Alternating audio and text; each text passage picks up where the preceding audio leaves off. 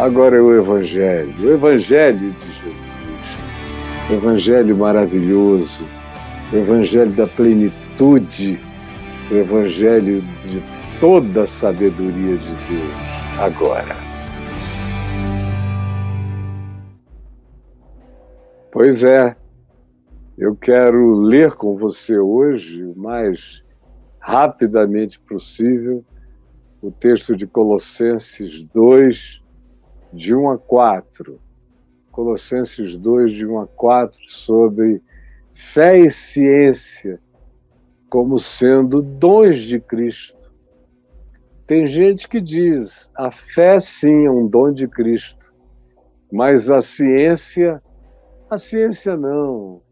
A ciência é uma coisa mundana e é fantasticamente ridículo o que o cristianismo, especialmente o cristianismo, conseguiu fazer com a ciência, transformando a ciência numa inimiga de Deus, adversária de Cristo, adversária do Evangelho. Isso aconteceu depois do quarto século, quando o Evangelho, o paleo-evangelho, o Evangelho original, o Evangelho da gruta e das grutas do Monte das Oliveiras, o Evangelho das montanhas da Galileia, o Evangelho do dormir ao relento, sob o sereno, o Evangelho do agasalho na casa de alguém que nos enxergou como forasteiro e nos abrigou, o Evangelho com a espontaneidade de Jesus, o Evangelho da multiplicação de pães sem agenda programada, o Evangelho do andar por sobre as águas sem anúncio prévio, o Evangelho do acalmar ventos e ondas sem propaganda antecipada. Chegou o dia de se acalmarem os ventos e as ondas. O Evangelho das ressurreições, sem qualquer programação. O Evangelho das curas livres, espontâneas, súbitas. Quem me tocou? Porque eu senti que de mim saiu o poder. Esse Evangelho da liberdade de Deus em Cristo, a liberdade de Cristo em relação aos homens, a liberdade dos homens em relação a Jesus, esse Evangelho original que faz parte, hoje em dia, da paleontologia da mensagem de Cristo, porque de lá para cá, meu Deus, foram tantas as sofisticações, as catequeses, os catecismos, as doutrinações, os dogmas criados por imposições, por conveniências, as teologias apresentadas como tais, mas que nada mais são do que filosofias humanas sobre o tema Deus, o que é uma coisa patética. Quem quiser fazer filosofia sobre o tema Deus, que faça e chame de filosofia sobre Deus. Agora, chamar de teologia, de estudo de Deus, é panaca e é patético. Era muito mais são chamar de uma psicologia do humano à luz da interpretação de Deus. Mas é muito mais uma psicologia, uma filosofia do que theo, que é Deus, logia, que é o logos de Deus, a lógica de Deus, a razão de Deus. Jesus é o logos de Deus, mas ninguém tem acesso à lógica desse logos divino que se apresenta como mistério, crescente, crescente, crescente, sem fim, crescentemente sem fim para cada um de nós. E eu quero ler aqui, antes devo prosseguir só um pouquinho mais, dizendo que essa dicotomia entre evangelho de um lado e ciência do outro foi desenvolvida no curso de centenas e alguns milhares de anos. Desde que Constantino formalizou aquele grupo de fé que eram os discípulos de Jesus e o chamou de cristianismo, e os institucionalizou, e os encheu de poder, de riquezas, de isenções de impostos, que lhes deu autoridades, privilégios, capacidades de mediar recursos, de modo que quem queria vantagens, pagar menos imposto, se convertia, era batizado. Dependendo do cargo, o indivíduo tinha total abstenção de qualquer que fosse o compromisso de pagamento de imposto. E privilégios de realezas. Foi aí nesse tempo que o evangelho, que não tinha organização, que só vivia de afirmação, Deus é Pai porque Jesus chamou Deus de Abba. Deus é Filho porque Jesus se chamou de Filho do Homem e aceitou quando disseram: tu és o Filho de Deus. E foi condenado por essa afirmação feita por outros e silenciada por eles, mas era o bastante para ser considerada blasfêmia. Falava-se no Espírito Santo, mas não era a terceira pessoa de uma trindade. O Novo Testamento não conhece essa palavra trindade.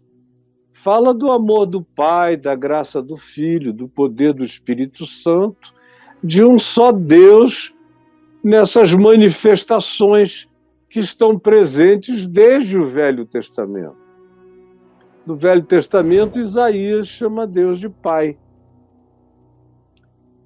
Também no Velho Testamento existe o Filho do Homem, ou nos Salmos, o filho de Davi, que era considerado o Messias.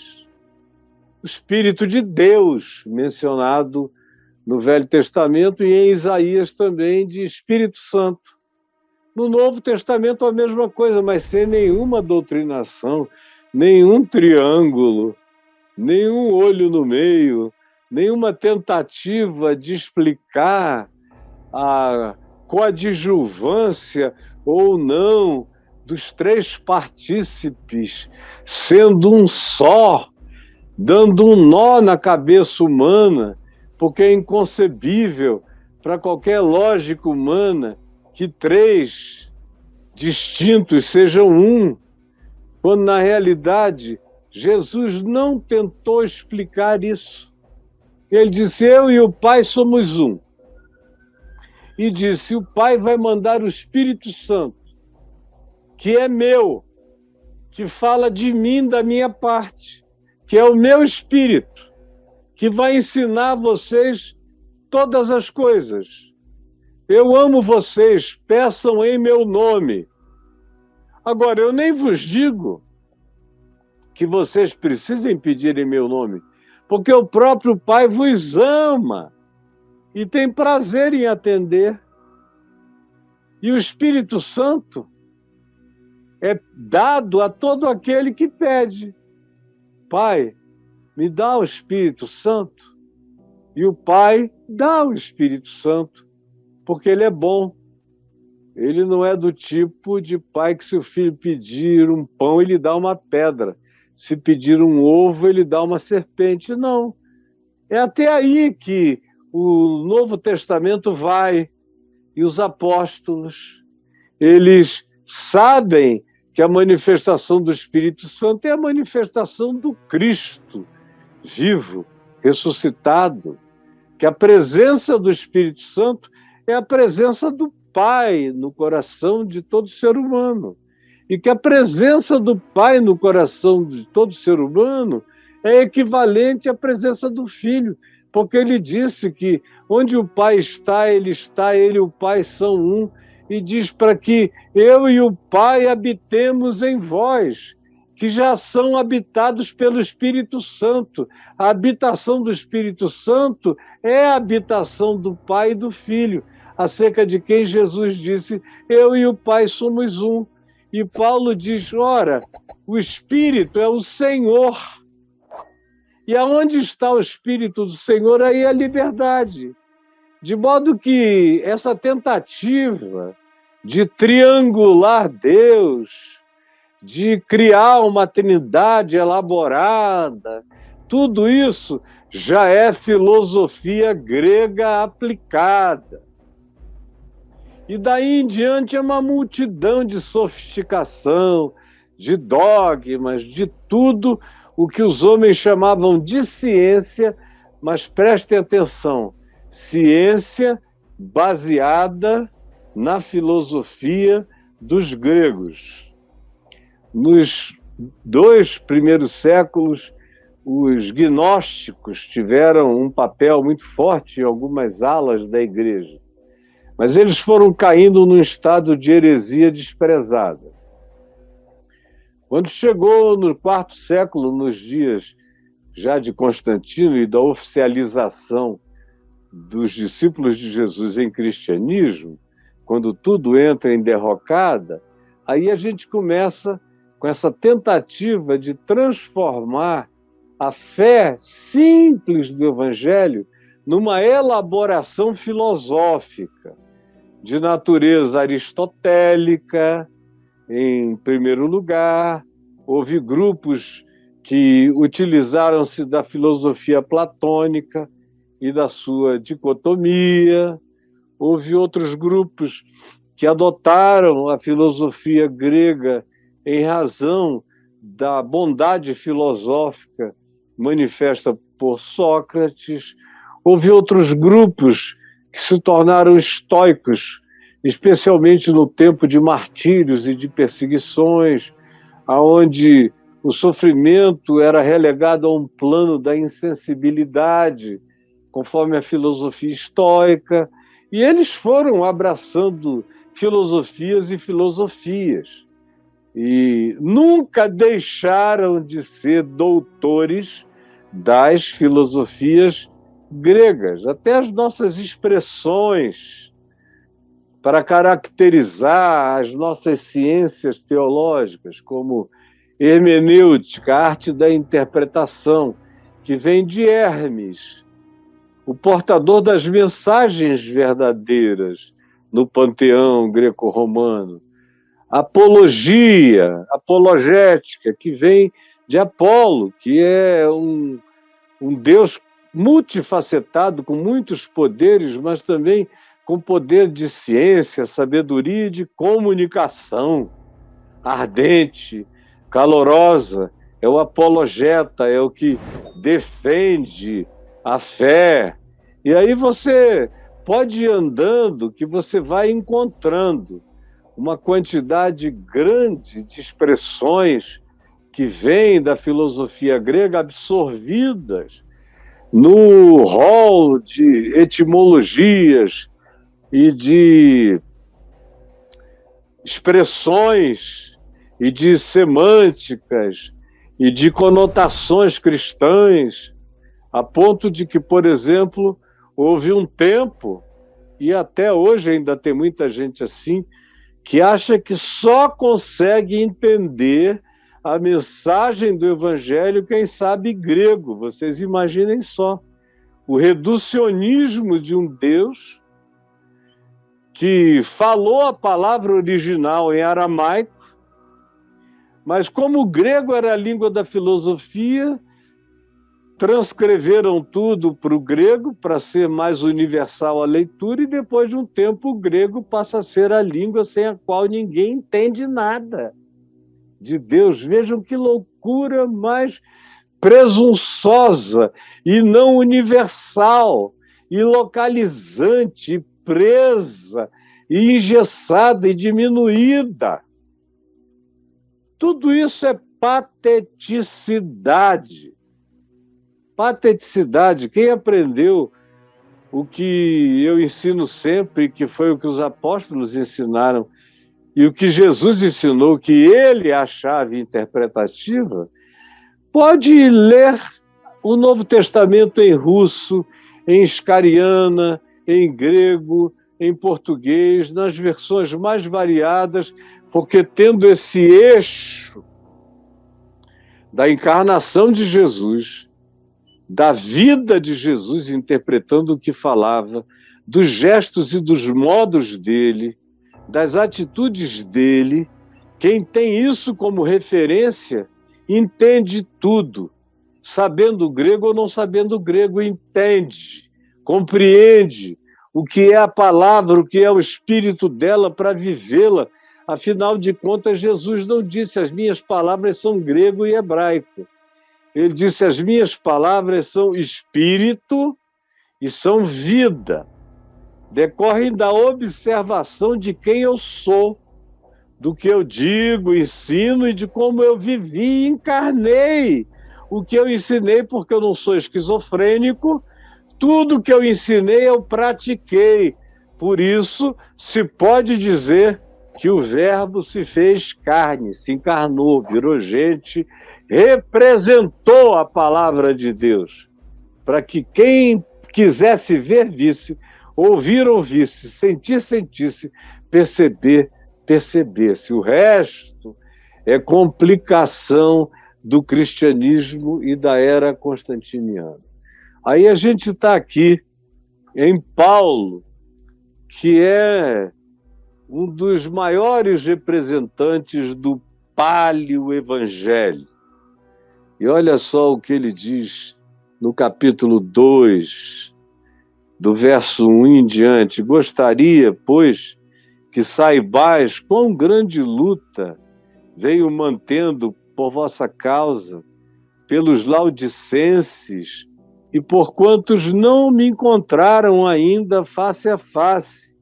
Eu me esforço, eu me afadigo, eu prego, eu enfrento tudo, eu sou discriminado, mas eu não abro mão de anunciar o evangelho todo, compreendido ou não pelo pessoal de Jerusalém, pelo grupo dos judaizantes que me perseguem. Eu não me preocupo. Vocês, mesmo não tendo me visto face a face, vão ficar face a face com Cristo, porque eu vou ensinar a vocês todo o conselho de Deus, toda a palavra de Deus, todo o ensino de Jesus, para que os vossos corações, os seus corações, sejam confortados, para que vocês sejam tomados de conforto.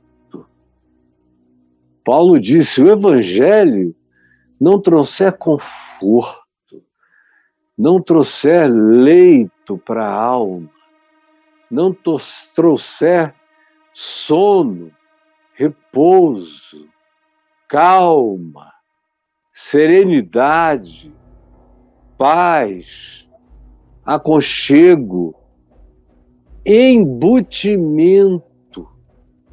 Se o evangelho não trouxer você para o lugar do melhor conforto da sua alma, você ainda está nos arremedos, ainda está no quebra-cabeça, tentando enfiar peças aonde elas não cabem.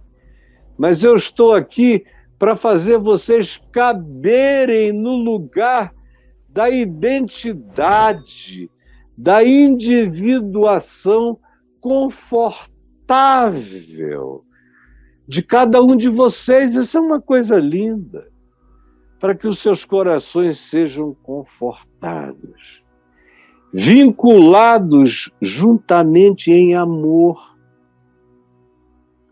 Eu estou dizendo isso porque eu quero que vocês se pacifiquem e para que vocês se vinculem. Porque só gente pacificada só gente confortada, só gente apaziguada, só gente sem competição, só gente sem inveja, só gente que não quer ser o outro, que não quer o lugar do outro, que está feliz e confortável em ser quem é, que viajou no processo de individuação que empresta cada dia à pessoa essa certeza de embutimento aconchegante na vontade de Deus. Só isso produz esse vínculo, vinculado juntamente em amor. Se não houver isto previamente, a gente não se vincula em amor. A gente só é capaz de amar o inferior, que a gente sempre sabe que não vai competir com a gente. A gente é capaz de querer bem o mais fraco, porque a gente sabe que ele não vai poder disputar com a gente. A gente tem conforto em botar para cima o menos inteligente, porque a gente sabe que ele nunca vai nos fazer sombra. A gente só se vincula àqueles que não estão no nosso nível, porque nós seremos sempre os superiores, vistos como gente boa, que bota o cara para cima, que dá força para ele, que diz que ele é legal, porque ele é menor. Mas quando é alguém do mesmo top da gente ir para cima, a gente só se vincula em amor, só dá honra, só diz: eu aprendi isso com ele é meu mestre, ele me ensinou, eu tenho prazer na vida dessa pessoa. Só diz assim, sendo essa pessoa aquela que nos é superior no saber, na experiência, no tempo de dedicação, na vida, na entrega, na consagração, na consciência, na sabedoria, no entendimento. Se você tiver se tornado uma pessoa confortada em amor, que está feliz com você mesmo, você mesma, no seu lugar, que não ambiciona estar no lugar de ninguém, nem ser como ninguém, que sabe que o melhor de você está em você e não da absorção e na imitação de quem quer que seja, que a sua melhor versão está por se manifestar quando você destravar e desbloquear todo o potencial de você mesmo, crescendo em conforto, feliz diante de Deus, por todo dia abraçar mais e mais a serenidade da descoberta de quem você é e na direção do que você, pessoalmente, na sua individuação, está evoluindo em Deus, desenvolvendo a sua salvação com temor e tremor. Quando você atinge isso, aí você não tem mais essa história de só dar força para o mais fraco, porque não tem competição. Eu vejo muita gente que só enche a bola do mais fraco, mas daquele que ensinou para ele tudo que ele sabe. Meu Deus, se ele puder apagar aquele nome, esquecer aquele nome, saltar aquele nome, omitir aquele nome, dizer a mesma coisa que a outra pessoa diz, mas sem dizer que aprendeu há anos e anos e anos, repetidamente com aquela pessoa, é assim que acontece. Por isso, esses vínculos de suposto amor, na maioria das vezes, só acontecem do maior para o menor e do menor para o maior. Mas de um igual para com outro igual, ou para alguém que ele considere superior no saber, no conhecimento, na experiência, na espiritualidade do que ele faz tudo para arriscar aquele nome da história, para nem mencionar, embora muita gente saiba o que esteja acontecendo, e é vergonha alheia, mas tem gente que é assim, que só se vincula em amor nessas condições com o inferior ou com o muito mais elevado, mas no mesmo nível. Não, não há amor, porque há inveja, há perigo de que os outros vejam que tudo que eu sei eu aprendi com outrem, e aí não tem vínculo em amor. Sem esse conforto da individuação, não existe vinculação em amor, não importa o nível, não importa com quem seja, não importa se ele sabe mais, muito mais, ou menos, muito menos. E mais, Paulo diz, eu me esforço, mantenho o meu compromisso e a palavra para que vocês todos conheçam, tenham acesso, todos, à riqueza da forte convicção de entendimento. Eu acho isso maravilhoso. A riqueza da forte convicção de entendimento.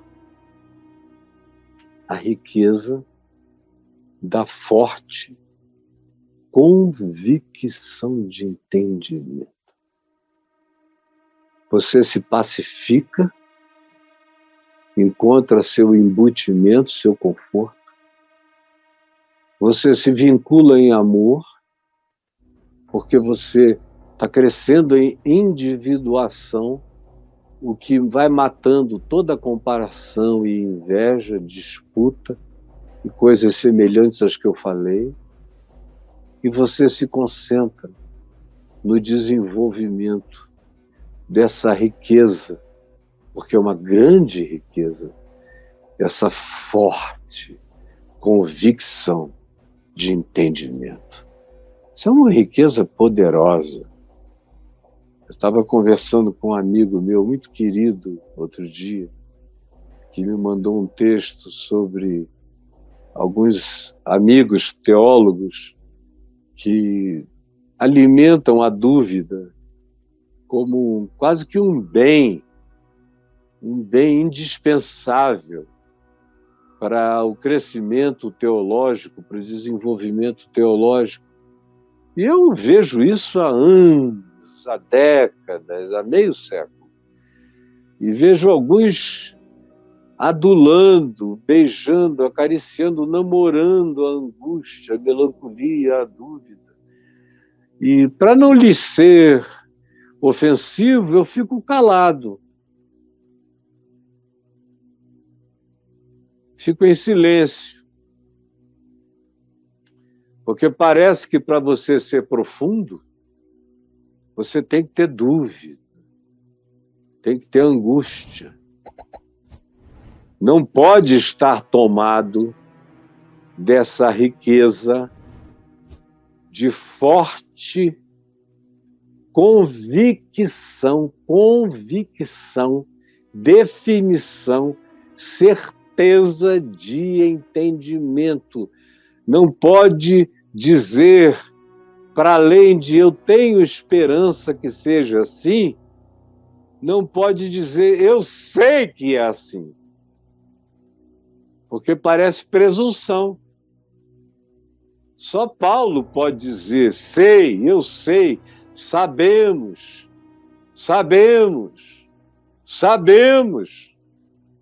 Ele vai parando de dizer cremos, esperamos, e vai cada vez mais afirmando no eu sei, nós sabemos, é assim, porque ele cresceu numa forte convicção de riqueza, de entendimento, onde a dúvida é banida.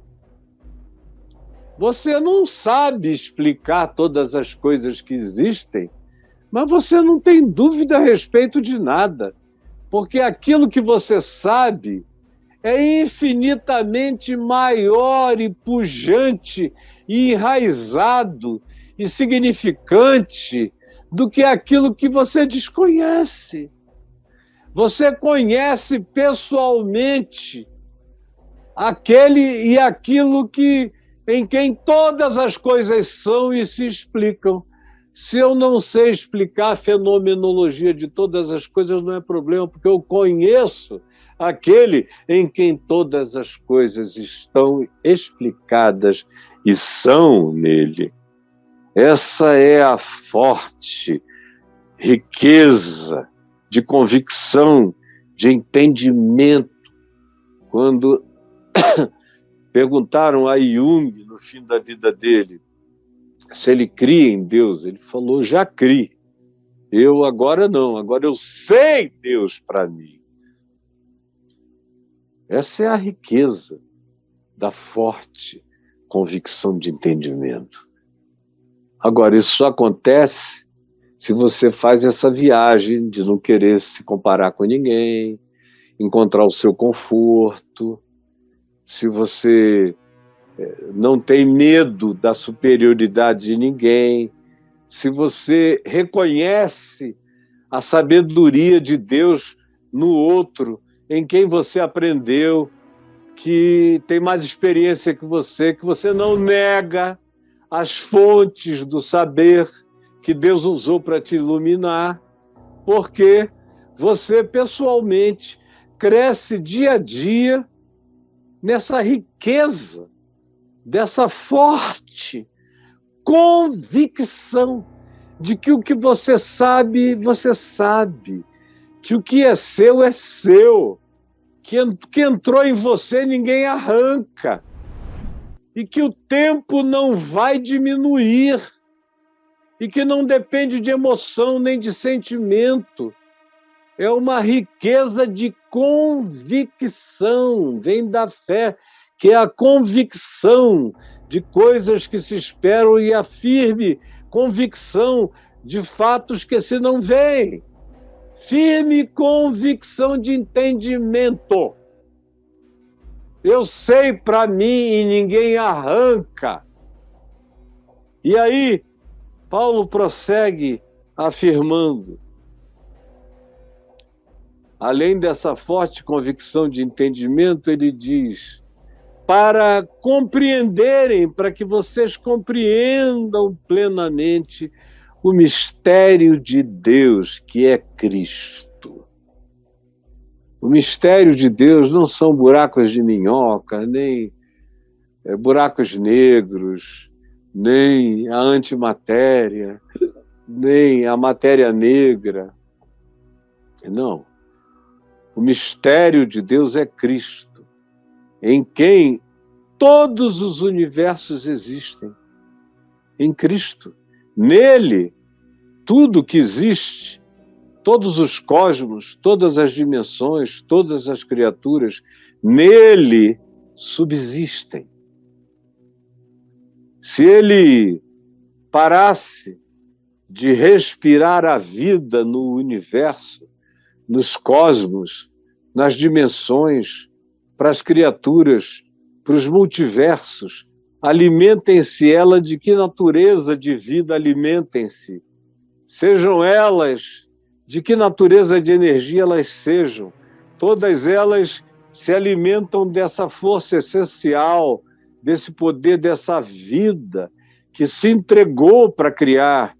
É a imagem do Cordeiro imolado, do Cristo que se esvaziou antes da fundação de todas as coisas, e é no vazio de Deus, é na entrega, no sacrifício, é no esvaziamento daquele que, sendo Deus, não julgou como usurpação ser o próprio Deus, que Big Bang, que tudo explode, que todas as criaturas, em todas as criações, em todos os tempos de criação, foram criados. Esse é o mistério. É Cristo. A natureza do universo é espiritual.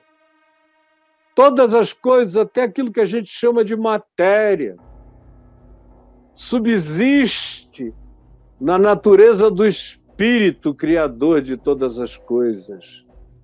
E Paulo diz, em quem? Em Cristo, o mistério de Deus em quem todos os tesouros, todos, tudo que os antigos chamavam de tesouros, de sabedoria, o que os povos antigos, os astecas, os maias, os incas, os egípcios, os hititas, os etíopes antigos, os fenícios, os assírios, os persas, os gregos, todos os que desenvolveram ciências, os árabes muçulmanos do século X, XI, XII, XIII, que desenvolveram muita astronomia e ciência, tudo que se desenvolveu depois, todas as percepções de Galileu Galilei, de Copérnico, dos grandes hereges do conhecimento proibido pela religião, de Isaac Newton, de todos os que vieram depois, de todos os alquimistas procurando entender o que depois veio a ser revelado num sonho, como a tabela periódica, que está aí só crescendo em novos minerais e recursos que vão sendo descobertos até fora do planeta e agregados à tabela. Tudo que a gente sabe, todas as ciências, todas as tentativas de compreensão anatômica, tudo que vem sendo feito desde milhares de anos antes de Cristo e até os nossos dias, até a fissão atômica, até a descoberta de um outro mundo, muito mais complexo do que o do universo exterior e visível, que é esse mundo da mecânica quântica, que é um mundo que poderia ser chamado de mágico, de milagroso, que choca todas as leis da fixidez, da permanência, que é alimentado por uma absoluta impermanência, onde tudo é mutante e mutável o tempo todo. Tudo isso existe nele, foi criado nele, todos os saberes, todas as riquezas, como diz Tiago, irmão de Jesus, porque toda boa dádiva, todo dom perfeito vem do alto, descendo do Pai das luzes, vem do alto todo dom do Pai das luzes. Toda ciência vem do Pai das luzes, em quem não pode haver nem mudança, nem sombra de variação. Está aí, criou tudo para ser descoberto, para ser estudado. Ele tem prazer quando a gente descobre, quando a gente penetra, quando a gente tira mais um véu, quando a gente diz, uau, que coisa sublime, que coisa miraculosa. Como hoje em dia, eu vejo o número dos ateus cientistas só diminuir. Alguns vão ficando agnósticos, porque não tem inspiração na religião e ficam achando que a única maneira de saber de Deus é através da religião. Enganados que estão, porque com um pouco de orientação eles iriam saber que a Bíblia de Deus está escrita no universo todo e que as suas palavras escritas na criação, como diz o Salmo 19, são ouvidas e entendidas por quem nunca ouviu um som da sua voz, nunca leu um texto da sua lavra divina, mas suas palavras são ouvidas até aos confins da terra, onde ele fala com os corações dos homens, todas as sabedorias. Não importa se o indivíduo é crente, não sabe se é crente, se é ateu, se é agnóstico, se ele puxou um véu e ele enxergou, e ele viu, e ele disse que fenômeno maravilhoso, Que sarça ardente é essa que queima e não se consuma, não se consome? O nome dele é Eu. E a Moisés ele disse, eu sou. Mas tem alguns textos onde o nome dele é só Eu. O que é? Como é teu nome? É. Tudo é nele, no que é. Todos os tesouros da sabedoria e do conhecimento. Conhecimento é o que se pode aprender, é o que se pode cavar, escavar, pesquisar, abrir, procurar, discernir. Conhecimento é o que não se tinha e o se adquire, é o que se estuda. Às vezes vem por uma revelação, na maioria das vezes vem por muita transpiração, pensamento, estudo. Eu, por exemplo, quando me converti, olhei para trás e vi que eu tinha perdido muito tempo na vida. Mas eu queria ter todos os tesouros da sabedoria e do conhecimento. E os primeiros anos da minha vida, eu botei o joelho no chão, jejuei e orei.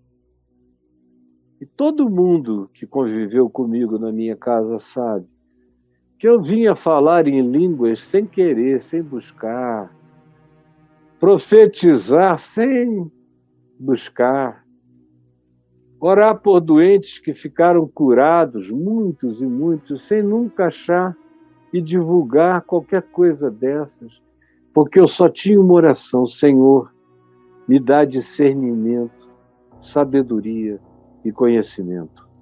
Era só o que eu pedia, eu quero discernimento para não ser enganado.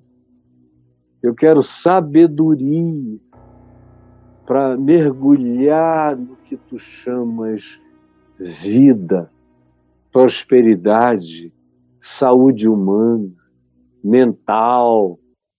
E eu quero conhecimento para entender tudo que eu puder da tua criação, da tua elaboração, dos teus pensamentos criadores, que estão manifestos nas coisas que tu criaste, de modo que quanto mais se entende a criação, mais se vê as lógicas do Criador e até as não lógicas do Criador, porque esse universo não é feito de lógicas, mas também de não lógicas fenomenológicas.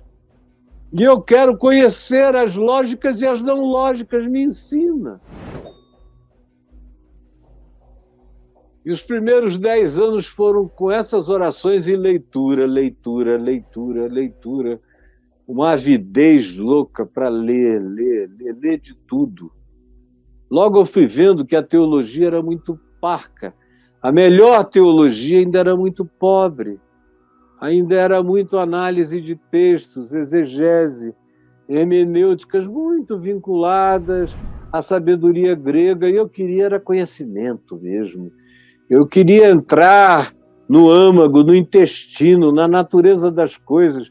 Fui deixando cada vez mais a sabedoria de letras e mergulhando na sabedoria que podia ser experiencialmente provada, misticamente experimentada, cientificamente detectada, guardada, como lógica, como um sistema de saber que ia fazendo bem e dilatando a minha compreensão para que eu conhecesse a largura, o comprimento, a altura e a profundidade dessas realidades todas da criação. Realidades essas que estão todas ocultas em Cristo Jesus. Quanto mais eu aprendo de Cristo. Por exemplo, depois que eu comecei a estudar mecânica quântica há algumas décadas atrás, A minha leitura do Evangelho mudou profundamente. Eu fui vendo muitas evidências de natureza quântica nas ações de Jesus, nos milagres de Jesus, nas profecias de Jesus, nas afirmações de Jesus, na filosofia de Jesus, uma quantidade enorme de coisas, de psicologia, de uma quantidade imensa de interpretação histórica a partir de Cristo e não dos historiadores convencionais, o que mudou a minha mente muito antes de algumas descobertas novas, históricas, paleontológicas e arqueológicas que eu vejo sendo feitas agora. Porque nele estão todos os tesouros da sabedoria e do conhecimento. Aí Paulo diz, vocês podem ter acesso a isso tudo. Não dá para entender um cristão negacionista, cristão com medo de ciência, cristão que acha que Deus tem raiva de conhecimento e de sabedoria. Isso é diabólico. Quem quer que você creia em magia e não em sabedoria e conhecimento é o diabo, que é o pai da magia. Jesus é o pai das luzes. Jesus é o pai de todos os dons, de toda boa dádiva, de toda ciência, de toda riqueza e de toda firme convicção de entendimento, que vem, às vezes, precedida pela própria compreensão lógica e se instala na gente como uma mística de saber, que você só começa a compreender para explicar para os outros tenuamente depois, mas que já está absolutamente plantada e arraigada no seu coração, e daqui não tem nem morte, nem vida, nem dor, nem luto, nem sofrimento, nem guerra mundial, nem pânico, nada que arranque isso de você. É um tesouro que foi implantado e que carrega uma firme convicção de entendimento. Aí Paulo diz o seguinte, assim eu digo essas coisas para vocês, e eu estou dizendo também, para que ninguém vos engane com raciocínios falazes, com mentiras, com fake news, com pseudo-revelações, que aparentemente tem base bíblica, mas é uma base bíblica sem sentido, assim como quem põe um tijolo torto numa obra para cair.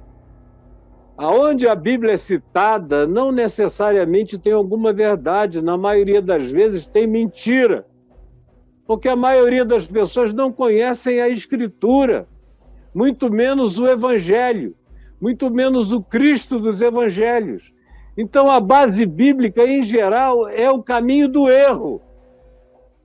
E são raciocínios falazes, construídos, mentidos, magificados, ensinados a vocês como dogmas do tipo é porque é. Não é porque é. Em Cristo tudo tem sentido. Cada mandamento de Jesus obedece à lógica da produção de saúde mental, de saúde de caráter, de saúde humana. Os mandamentos não são dados por capricho divino. Eles são dados porque eles são guias de manutenção de saúde mental, emocional, sensorial, saúde na perspectiva humana mais plena. O que nos salva dos raciocínios falazes, que é o que nos enlouquece, que é o que nos surta, que é o que nos pira, que é o que nos faz nos tornarmos pessoas retardadas pela religião. Porque o Deus verdadeiro quer você cheio de ciência. Cada um de nós que ama Cristo deveria ser gente carregada de uma devoção cheia de amor e paixão pelo Criador e tomada de conhecimento, de sabedoria, de ciência, sem falácia, Ao contrário, com riqueza de firme convicção de entendimento. Sim, esse é o meu desejo, para que mesmo eu não estando aí do lado de vocês, vocês mantenham a mente em ordem. A cabeça de vocês não fique louca e bagunçada. E vocês tenham firmeza de fé. Vocês não sejam daquele tipo que de 6 em 6 meses mudam de opinião, vão de um lugar para outro lugar, no fim estão completamente esquizofrênicos e malucos, não sabem nada de coisa alguma. E quanto mais o tempo passa, pior as pessoas ficam. Jesus, eu podia falar para sempre, mas eu quero pedir que essa tua palavra tenha chegado no coração de alguém, de alguns, e que alguns aqui tirem esse véu da burrice, da ignorância, da viseira, da tapadeira, desses que nos querem ver andando guiados pelas mãos de outros cegos, caindo em buracos profundos, levados de negacionismo em negacionismo, de falácia em falácia, a buracos dos quais muita gente, em caindo, não consegue mais sair. Por favor, ajuda-me a ser uma voz de cura, de lucidez, uma voz do Pai das luzes, em quem não pode haver nem mudança, nem sombra de variação.